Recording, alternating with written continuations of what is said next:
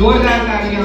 यार सोचता हूँ कि एक परफॉर्मेंस दे दूँ स्कूल में कॉलेज में, एक छोटा सा गाना गा दूँ, लेकिन यार काफ़ी डर लगता है कि यार सही हो पाएगा कि नहीं, कहीं अटक तो नहीं गया, कहीं लय बिगड़ तो नहीं गया, कहीं म्यूजिक और लय का कॉम्बिनेशन बैठा कि नहीं, लिरिक्स तो नहीं भूल जाऊंगा। तो दोस्तों ये सब तो होता ही है।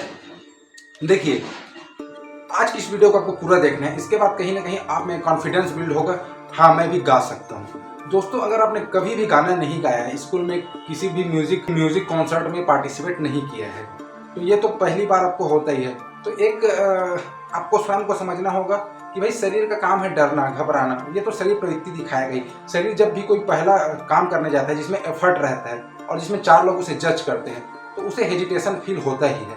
दोस्तों आपको शरीर कांपे तो कांपे, जो हो देखा जाएगा, आपको जाके वहाँ पे म्यूजिक परफॉर्म करना ही है, क्योंकि शरीर का काम है डरना।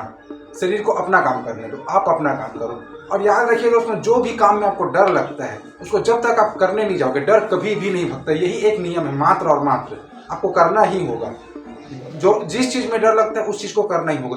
मैं ये नहीं कहता जैसे कोई रिस्की चीज़ कर रहे हो तो उसे एक छोटे लेवल में करो, ताकि ज़्यादा रिस्क भी ना हो। जैसे कि आपको बाइक स्टंट परफॉर्म करना है,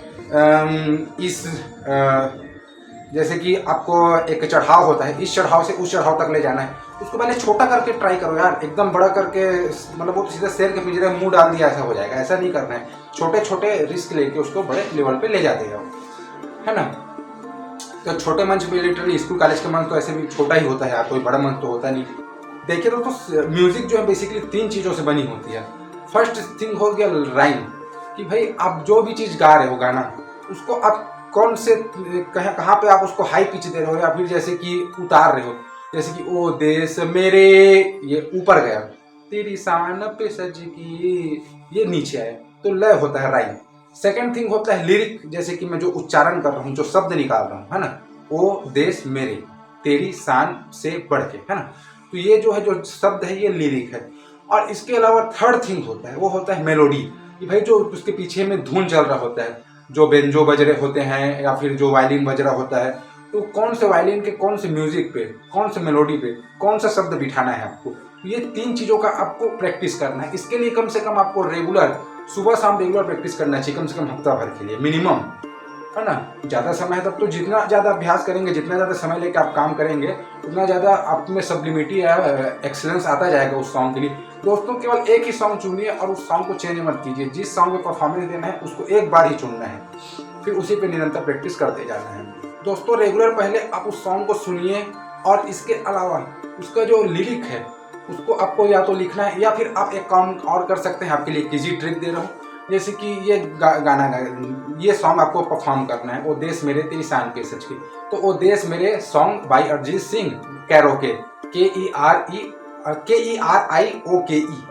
तो जैसे आप लिखेंगे तो इसमें उसका टोन आएगा, मतलब उसका म्यूजिक, उसका मेलोडी केवल और केवल, और उसमें लिरिक भी लिखा रहेगा। उसको उस लिरिक को आपको पढ़ते जाना है और वो पीछे में प्ले होता रहेगा। तो ऐसा करके आपको बार बार सुनना है, फिर प्रैक्टिस करना है, फिर सुनना है, फिर प्रैक्टिस करना है। ऐसे आप यकीन मानो हफ्ता भर तक प्रैक्टिस करोगे, आपका आवाज़ कितना भी बुरा रहे यार, आप रेगुलर प्रैक्टिस करोगे ना कहीं वो एक हार्ट से निकलता है उसके बाद आवाज़, तो वो ना अपने आप एक मधुरता लाता है।